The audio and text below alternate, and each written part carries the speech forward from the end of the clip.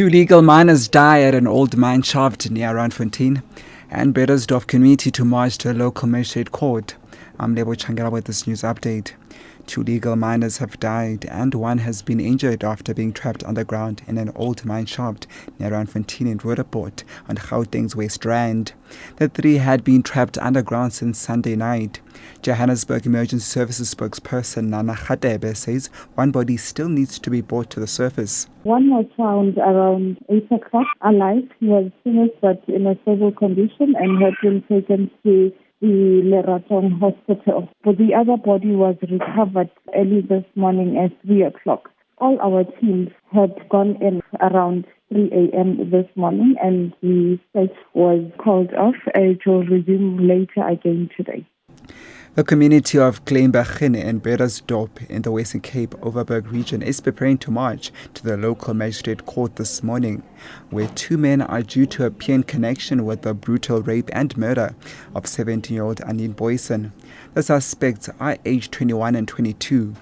NPA says it will oppose bail. Thandi Swamau reports.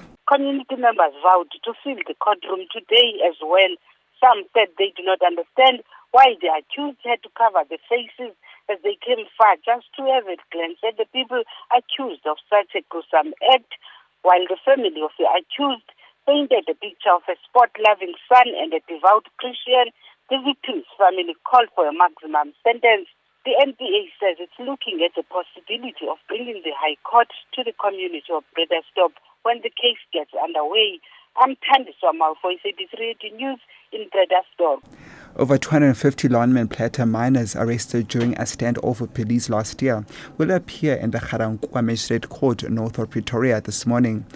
They were initially charged with murdering 34 of their colleagues during a clash with police at Marikana last August, but the charges were subsequently dropped. They are now facing charges of public violence. Phumzile Mlangeni has more.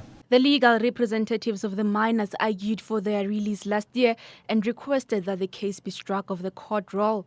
There was heavy criticism over the prosecution relying on common purpose doctrine, which was used by the apartheid regime against black activists fighting for democracy. Friends and families are also expected to be present during today's proceedings.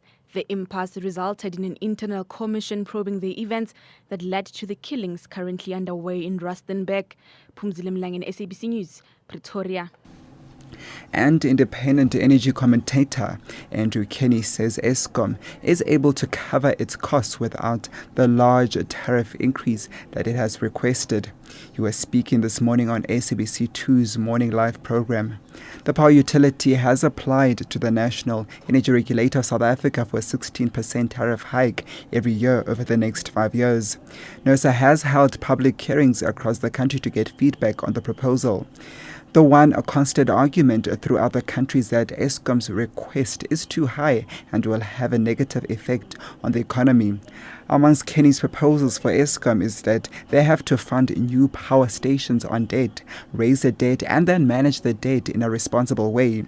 He says the action would ensure a more reasonable adjustment.